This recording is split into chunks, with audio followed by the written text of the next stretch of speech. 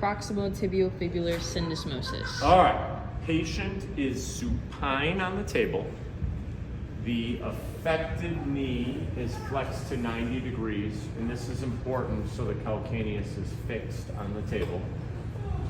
My position with one hand, I'm going to attempt to stabilize the tibia as best I can. With my other hand, I'm going to find, here it's hiding, the head of the fibula. How to perform the test? I am going to attempt to manipulate the head of the fibula in an anterior and posterior direction. So I'm pushing it back, I'm pulling it forward, pushing it back, pulling it forward. So this is checking for hypo or hyper mobility in the proximal syndesmotic joints. Hypo would be an adhesion. Hyper, if the fibula goes excessively posterior, it is laxity in the anterior superior tibiofibular ligament. If the head of the fibula goes in an anterior direction too far, that is laxity of the posterior superior tibiofibular ligament. So a positive finding is either more laxity or less laxity. Pain could be involved, but it rarely is. If it's pain, it would be in the syndesmotic joint. Oh, and you should also look out if you have this problem, your perineal nerve could be involved. Slocum ALRI. Which stands for Slocum anterior lateral rotatory instability. You're going to lie on that side facing that way.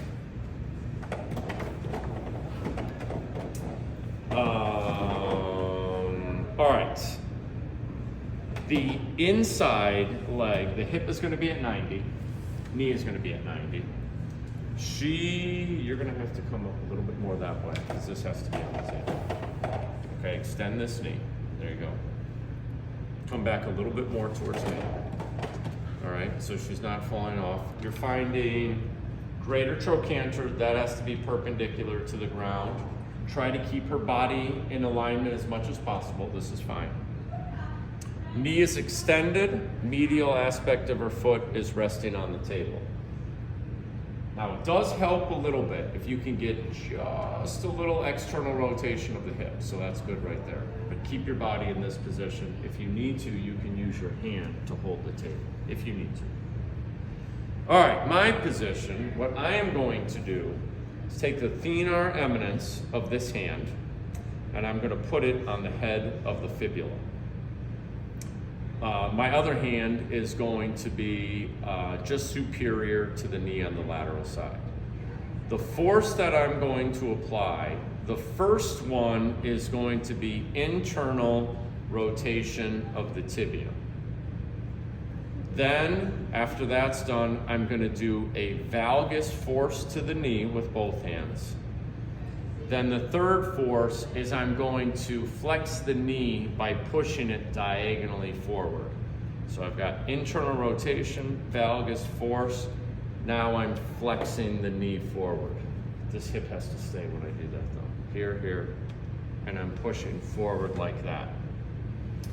A positive finding is that the tibia will reduce itself on the femur as I get into that 30 to 50, 40 to 60 degree of knee flexion. The reason for that is I'm subluxing it at the beginning and then it reduces itself. So it's for ALRI, and you check the chart on the Starkey error sheet for what the specific structures are. I think that was all the parts. Flexion, rotation, drawer. Yeah. All right, lie supine. This is most similar to your lateral pivot shift test, but it has some variation to it. She's completely relaxed, heels on the table. My position, I'm going to grasp at the medial malleolus. I'm also going to grasp at the proximal tibia. I am then going to passively flex both her hip 25 degrees and her knee 25 degrees, which would mean if I do it correctly, her lower leg should still be parallel to the table. Now, I'm providing four forces. So the first one that I'm providing is a posteriorly directed force to the tibia. So I'm pushing down. But if I push, what I don't want to have happen is her extend her knee. So as I'm pushing down, my second force is an axial loading force towards her head. So down and towards her head, I'm moving with my hip. The third force that I'm doing is a valgus force, so I'm rotating my hips. And then the last one is I'm going to be flexing the knee. So once again, it's 1, 2, 3, and then we flex the knee. This is also for anterior lateral rotatory instability. Positive finding is I'm going to be subluxing the tibia, and when we get to that 40 to 60 degree range, it's going to reduce itself. So you will get a clunk at that 40 to 60 degree range. Structure or positive finding, that's all of them. Test for medial synovial plica.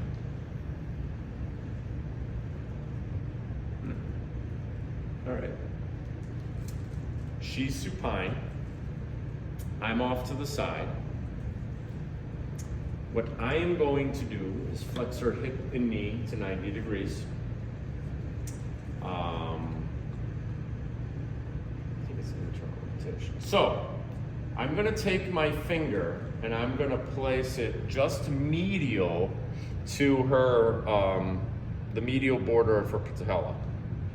With my thumb, what I'm going to do, relax, there we go, is I'm going to attempt to push her patella in a medial direction, just a little bit. You won't get much movement with this.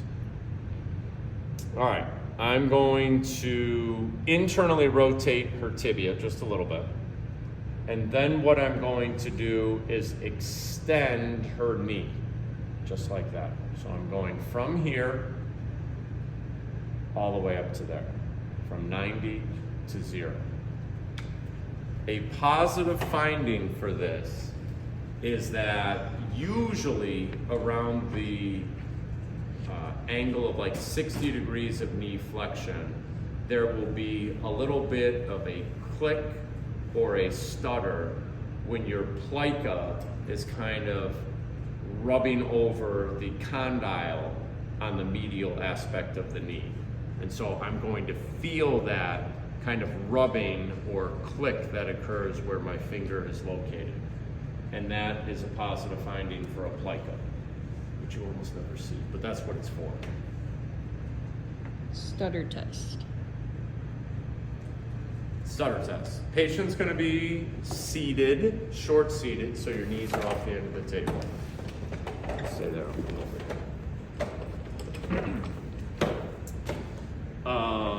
We'll test your right knee. It's very similar to what we did before. And I'm going to place my finger, so this is essentially done actively. I'm going to place my finger over the medial aspect of the knee. It's not as necessary here that I'm putting my thumb on the patella, because I'm not really pushing it over too much. I'm just pressing it there. She can internally rotate her tibia just to create a little bit more compression on the medial side. And then she's gonna go ahead and actively extend her knee all the way up. And again, when I kind of hit the range of like 60 degrees of knee flexion, I might feel a little click or a quick stutter when the plica is wrapping over the medial femoral condyle. You guys don't even know what a plica is yet, do you? Anyway, what's next? Reverse pivot shift. All right, fly supine. Arms at your side. You said reverse pivot shift? Yeah. Okay. So, when we do the regular lateral pivot shift, we do internal rotation, we start in extension and we bring up.